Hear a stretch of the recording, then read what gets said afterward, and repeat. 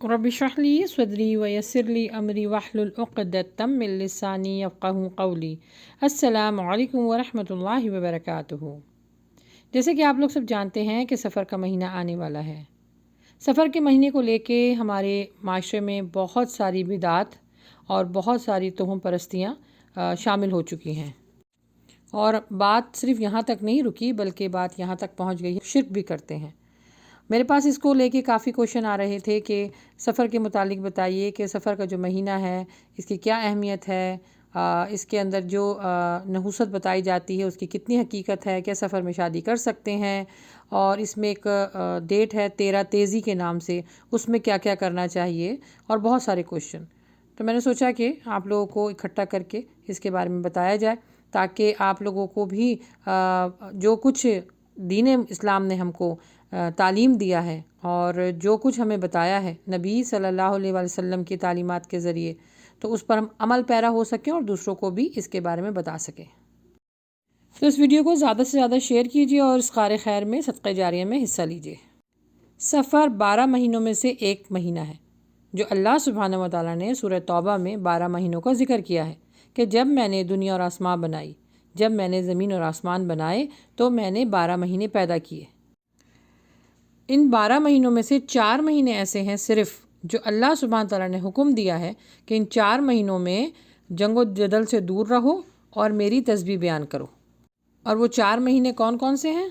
वो 4 महीने कौन कौन से हैं? ज़िलक़दा, ज़िलहिज्जा और मुहर्रम और रजब। बस इसमें अल्लाह ताला ने फरमाया है कि लड़ाई झगड़े से दूर रहो और मेरी तस्बीह बयान करो, मेरी बड़ाई बयान करो। बाकी जितने महीने हैं ना, उनमें आपने जो है वो इबादतें करनी हैं, अल्लाह को राज़ी करना है, और उसमें वो सारे काम करने हैं जो अल्लाह के नबी सल्लल्लाहु अलैहि वसल्लम ने करके दिखाए, एक आम ज़िंदगी की तरह।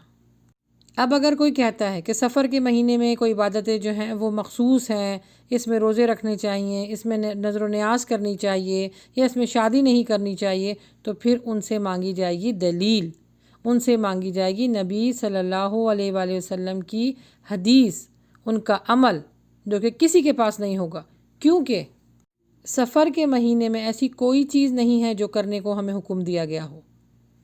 माह सफ़र को हम जो आम जो लोग हैं वो क्या समझते हैं? मनहूस, नहुसत वाला।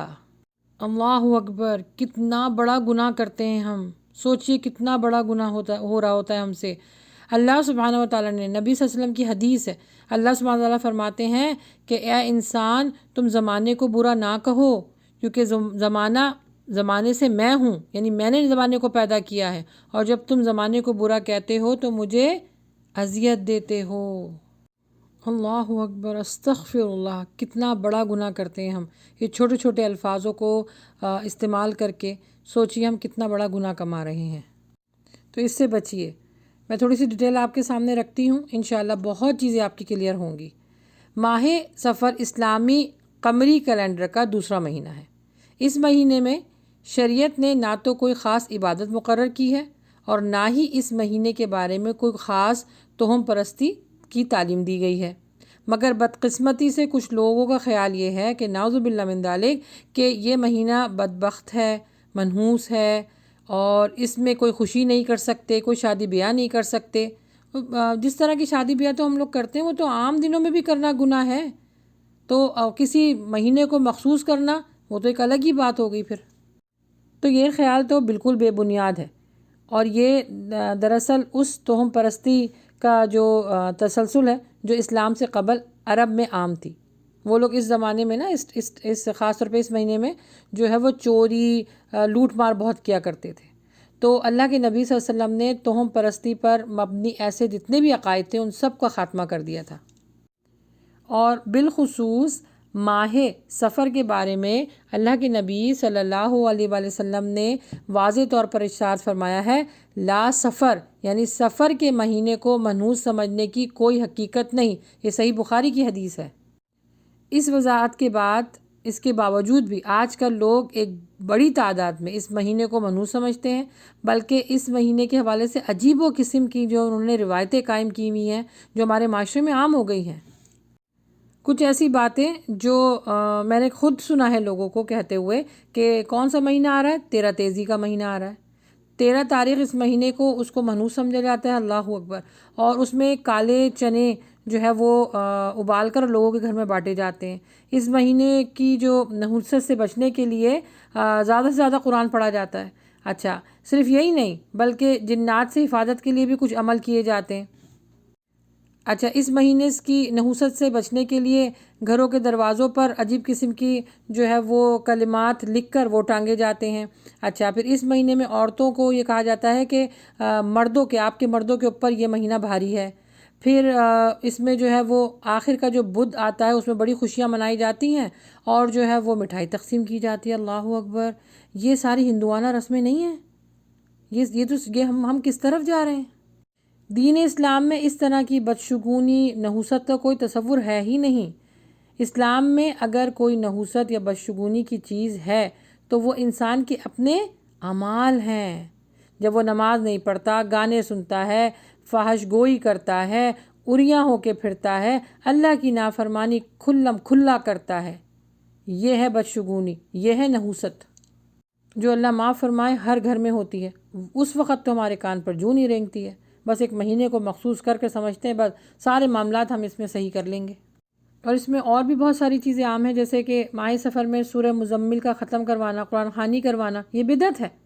کہاں ہے دلیل؟ کہاں ہے اللہ کے نبی صلی اللہ علیہ وسلم کا عمل اس طرح؟ کون سی حدیث میں ہے؟ نہیں ہوگا۔ اور بھی بہت ساری چیزیں عام ہیں، جیسے کہ ماہ سفر میں سورہ مزمل کا ختم کرنا اور قرآن خوانی کروانا۔ ماہ سفر کو منحوس سمجھنے کی وجہ سے بعض گھروں میں قرآن خوانی کا اہتمام بہت زیادہ کیا جاتا ہے تاکہ اس مہینے کی بلائیں اور آفتوں سے نجات ملے۔ اور اچھا، ایک اور کانسیپٹ ہے کہ بلائیں اترتی ہیں آسمانوں سے۔ بھائی اس میں بھی میں نے سنا ہے کہ سفر کے مہینے میں بہت ساری بلائیں اترتی ہیں۔ بلائیں، آفتیں، مصیبتیں، پریشانیاں، آزمائش، تکلیف، یہ تو روزانہ اترتی ہیں۔ اسی وجہ سے تو صبح شام کے ذکر و اذکار ہیں، وہ پڑھیے جو سنت سے ثابت ہیں۔ تو قرآن مجید کی کچھ صورتوں کو مخصوص کر کے اس مہینے میں پڑھا جاتا ہے، یہ درست نہیں ہے۔ اس میں کوئی شک نہیں کہ قرآن مجید پڑھنا باعث برکت ہے، لیکن اس کے لیے بعض دنوں کو متعین کر دینا، لازم کر لینا، تو یہ پھر بدعت کی طرف معاملہ چلا جاتا ہے، یہ درست نہیں ہے۔ قرآن مجید کو آپ روزانہ پڑھیے، روزانہ پڑھنے کا حکم ہے۔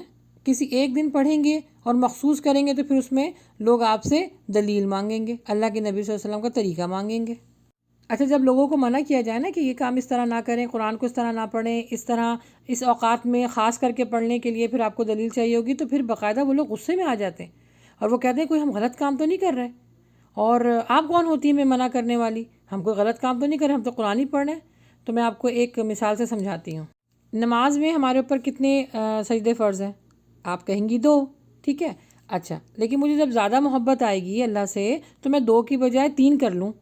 میں اگر کسی مفتی صاحب سے پوچھوں کہ مجھے جو ہے وہ نماز میں تو 2 سجدے کرنے کا حکم ہے لیکن میرا دل چاہ رہا ہے میں 3 سجدے کر لوں کیونکہ مجھے محبت ہے اللہ سے، میں اچھا سجدہ بھی میں اللہ کو کر رہی ہوں اور میرا وضو بھی ہے، قبلہ رخ بھی ہوں اور عبادت بھی اللہ کی کر رہی ہوں، تو میں 2 کی جگہ 3 سجدے کیوں نہ کر لوں؟ تو وہ مفتی صاحب آپ کو کیا جواب دیں گے کہ نہیں آپ یہ نہیں کر سکتی ہیں، گناہ ہے۔ کیوں گناہ ہے؟ وہی غلط فہمیاں جو ہمارے معاشرے میں عام ہیں کہ ہم کوئی غلط کام تو نہیں کر رہے، بدعت تو نہیں کر رہے، نیکی کا کام ہے، اللہ تعالیٰ مجھے اس کا اجر دے گا۔ بالکل ایسے ہی مسئلہ ایک حضرت علی کے پاس بھی آیا کہ اس کی شکایت کی گئی بندے کی کہ یہ عید کی نماز سے پہلے جو ہے اسے نوافل پڑھے ہیں۔ تو جب اس کو اس شخص کو لایا گیا تو اس نے بھی یہ سوال کیا کہ میں نے کوئی غلط کام تو نہیں کیا، میں نے بھی تو اللہ کی عبادت کی، 2 نفل تو پڑھے۔ تو حضرت علی کو اس بات پر جاہ و جلال آیا، انہوں نے کہا تم نے یہ گناہ کیا ہے، جس کام کو تم نے ثواب سمجھ کے کیا ہے وہ اللہ کبھی قبول نہیں کرے گا، وہ اس وجہ سے قبول نہیں کرے گا جس کام کو اللہ کے نبی صلی اللہ علیہ وآلہ وسلم نے نہ کیا ہو اور انہوں نے اس کام کے کرنے کی ترغیب نہ دی ہو، تو وہ کام کیسے مقبول ہو سکتا ہے اللہ کی بارگاہ میں؟ مولا علی نے فرمایا تمہارا یہ کام حرام ہے، اللہ تجھے اس نماز پر سزا دے گا اس لیے کہ تو نے نبی صلی اللہ علیہ وآلہ وسلم کی مخالفت کی، تو اس نماز کو نیکی اور ثواب سمجھ کر تو کر رہا ہے، اس کا مطلب یہ ہے کہ تو نے اللہ کے اور نبی صلی اللہ علیہ وسلم کے احکامات پر اور تعلیمات پر عمل نہیں کیا، تو نے نبی صلی اللہ علیہ وآلہ وسلم کی مخالفت کی۔ ہر نیکی کا کام دین نہیں ہوتا بلکہ دین اور نیکی کا کام وہ کام ہے جو نبی صلی اللہ علیہ وآلہ وسلم جو آپ نبی صلی اللہ علیہ وآلہ وسلم سے تصدیق شدہ ہو اور اس پر مہر لگی ہو، وہی کام جو ہے آپ کو جنت کی طرف لے کے جائے گا۔ تو پلیز اس طرح کی خرافات سے بچیے، اس کی بہت شدید سخت مذمت ہے۔ دیکھیے جو غیر مسلم ہوتے ہیں وہ بھی تو نیکی کا کام کرتے ہیں نا، کسی کو پانی پلانا، کسی کے ساتھ اچھے اخلاق سے بات کرنا۔ اور میں آپ کو بتاؤں، میں تو امریکہ میں رہتی ہوں، یہاں پر جتنے بھی جو امریکنس ہیں ان کا اخلاق بہت اعلیٰ ہوتا ہے، بہت اعلیٰ ہوتا ہے، مدد کرنے میں سب سے پہلے کھڑے ہوتے ہیں، ان کے اندر انسانیت ہوتی ہے۔ لیکن اللہ سبحانہ و تعالیٰ ان کے ایک ایک عمل کو ضائع کیوں فرما دیتا ہے کہ اس پہ مہر نہیں ہے، کس کی؟ اللہ سبحانہ و تعالیٰ کے احکامات کی اور نبی صلی اللہ علیہ وآلہ وسلم کی تعلیمات کی۔ ایسے سارے عمل کو اللہ سبحانہ و تعالیٰ کہاں پھینکے گا؟ جہنم میں۔ اسی طرح اگر مومن بندہ، مسلمان مومن بندہ اگر یہ کام کرے گا، اس طرح کی توہم پرستیوں میں پڑھے گا، تو یاد رکھیں اس کے لیے بھی بہت خسارہ ہے، آخرت میں بھی اور اس دنیا میں بھی۔ اس حدیث پر میں اپنی بات کو مکمل کرنا چاہوں گی کہ اللہ کے نبی صلی اللہ علیہ وآلہ وسلم کا ارشاد ہے کہ مفلس کون ہے؟ تو صحابہ نے فرمایا مفلس وہ جس کے پاس مال متاع نہ ہو۔ اللہ کے نبی صلی اللہ علیہ وسلم نے فرمایا نہیں، مفلس وہ نہیں جس کے پاس مال متاع نہ ہو دنیا کا، مفلس وہ ہے جو روز محشر اللہ کے سامنے آئے اور وہ نیکیوں کا انبار لے کر آئے، نیکیوں سے اس کا دامن بھرا ہوگا، لیکن اللہ سبحانہ و تعالیٰ اس کی نیکیوں کو جہنم میں ڈال دے گا، کیونکہ وہ مفلس ہے۔ کیوں؟ کیونکہ اس نے دنیا میں رہتے ہوئے وہ کام کیا جو اللہ اور اللہ کے نبی صلی اللہ علیہ وسلم نے نہیں بتایا تھا، بدعت کو عام کیا، خود بھی کیا، دوسروں کو بھی کروایا۔ تو اس طرح کی خرافات سے بچیے، یہ وہ مہینہ ہے، یہ ہر مہینے کی طرح اس میں عبادت بھی کیجئے، 5 ٹائم کی نماز پڑھیں، صدقات دیجئے، خیرات دیجئے، جو آپ عام دنوں میں معاملات کرتی ہیں بالکل اسی طرح اس مہینے کو بھی گزاریں۔ اس میں کوئی بھی عمل خاص نہیں ہے جو ہمیں حدیثوں سے ملتا ہو۔ جیسے عام دنوں میں ذکر و اذکار کرتے ہیں، قرآن کی تعلیم دیتے ہیں، قرآن کو پڑھتے ہیں، سیکھتے ہیں، سکھاتے ہیں، تجوید سے پڑھ رہے ہوتے ہیں، نمازوں کی پابندی رکھتے ہیں، نیکی کا کام کرتے ہیں، برائی سے روکتے ہیں، اس طرح اس مہینے میں بھی کریں، لیکن کوئی خاص سمجھ کے مت کریں۔ یہ مہینہ اللہ کا مہینہ ہے، جیسے سارے اللہ کے مہینے ہیں اسی طرح یہ بھی اللہ کا مہینہ ہے۔ اس مہینے میں بھی اللہ کو راضی کرنے کی کوشش کیجیے اور بدعتوں سے، شرک سے دور رہیے۔ اللہ سبحانہ و تعالی ہمیں نیک عمل کرنے کی توفیق عطا فرمائے، آمین۔ وآخر دعوانا ان الحمد للہ رب العالمین۔